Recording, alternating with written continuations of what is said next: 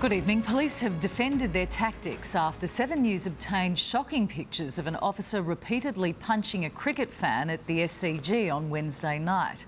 Despite that support, the policeman is now facing an internal investigation. They came to the SCG to see some big hitting, but didn't expect to watch this. Hey, don't punch him! The pleas of a shocked spectator in the Victor Trumper stand were ignored as a drunken member of the crowd felt the full, brutal force of the law. It's all captured on a mobile phone. The officer, described as experienced, waits for his partner and 4 SCG security staff to pin the man down and then lets loose. It's a sickeningly brutal assault by a member of the police service upon a member of the public who appears to be offering no resistance. It's quite appalling.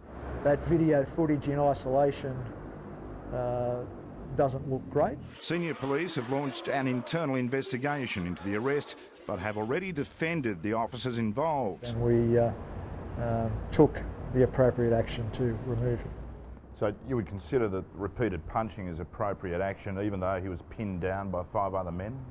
Look, in the scheme of things, we need to view this whole incident in context. The 39-year-old man from Mona Vale is accused of resisting arrest and refusing to leave his seat after the game between the Perth Scorchers and Sydney Sixers. We will allege that he resisted arrest quite violently. Is there an allegation that he assaulted police or security staff?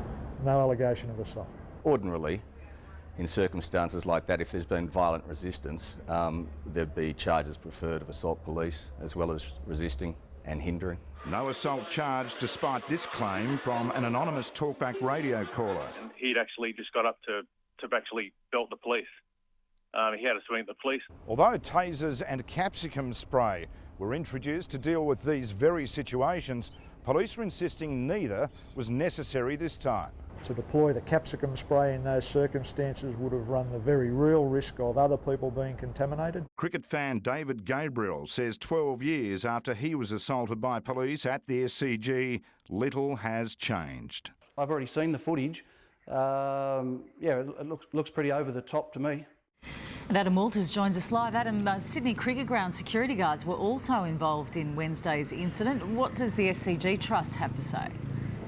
Chris, even though this man was one of their 20,000 customers on Wednesday night, Trust officials are refusing to comment. They're saying it's a matter for police and they wouldn't answer any questions about the actions of SCG security staff or whether they were concerned about the conduct of the arresting officers, Chris.